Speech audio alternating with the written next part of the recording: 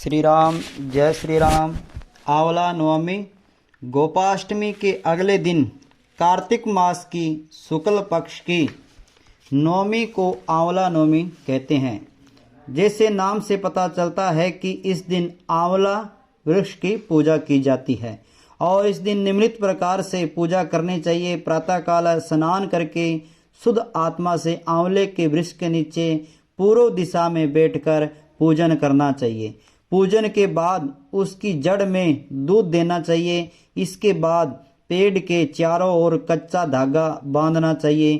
कपूर बाती या शुद्ध घी की बत्ती से आरती करते हुए 7 बार परिक्रमा करनी चाहिए और इसके बाद पेड़ के नीचे ब्राह्मण को भोजन कराकर दान दक्षिणा देनी चाहिए। भोजन में आंवले का होना जरूरी और सभ्य भी भोजन करें। अब आप सुनिए आंवला नवमी की कहानी। एक आंवला राजा था जो रोज 1 मन सोने का आंवला दान करता था और बाद में भोजन करता था। एक दिन उसके बेटे की बहुओं ने सोचा कि रोज इतने आंवले का दान करेंगे तो सारा धन हमारा खत्म हो जाएगा, इसलिए इसका दान बंद कर देना चाहिए। फिर पुत्र आया और राजा से बोला कि आपने तो सारा धन लुटा देंगे, इसलिए आप आंवले का दान करना बंद कर दो। तब राजा और रानी नाराज होकर वन में जाकर बैठ गए। चूंकि वह आंवले का दान नहीं कर सके, इसलिए उन्होंने कुछ भी नहीं खाया। तब भगवान ने सोचा कि अगर हमने इनका सत नहीं रखा तो दुनिया में हमें कोई नहीं मानेगा। तब भगवान ने सपने में कहा कि तुम उठो और तुम्हारे पहले जैसी रसोई हो गई है और आंवले का वृक्ष लगा हुआ है, तुम दान करो और जीम लो। तब राजा रानी ने उठकर देखा तो पहले जैसे राजपाट हो गया और सोने के आंवले वृक्ष पर फैले हुए हैं। तब राजा रानी 1.25 मन आंवले का दान करने लगे और वहां पर बेटे बहू के घर अन्नदाता का बेर पड़ गया और आसपास के लोगों ने कहा कि जंगल में एक आंवलिया राजा है, सो तुम वहां चले तो तुम्हारा दुख दूर हो जाएगा।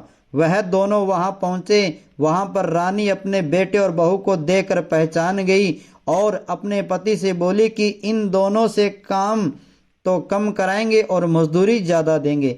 एक दिन रानी ने अपनी बहू को बुलाकर कहा कि मुझे सिर सहित नहला दो।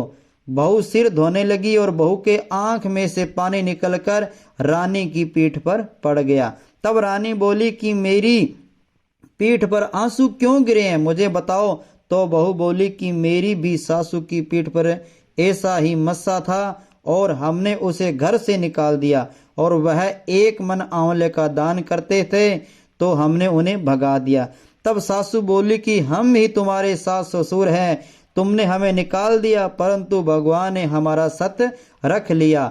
हे भगवान, जैसा राजा रानी का सत रखा वैसा ही सबका सत रखना और कहते सुनते सारे परिवार का सत रखना। और एक अन्य कथा भी आती है।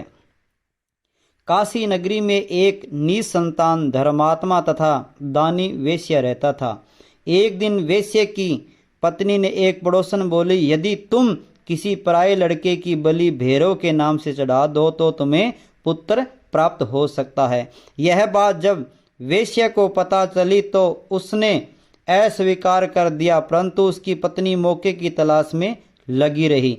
एक दिन एक कन्या को उसने कुएं में गिराकर भैरव देवता के नाम पर बलि दे दी और इस हत्या का परिणाम विपरीत हुआ।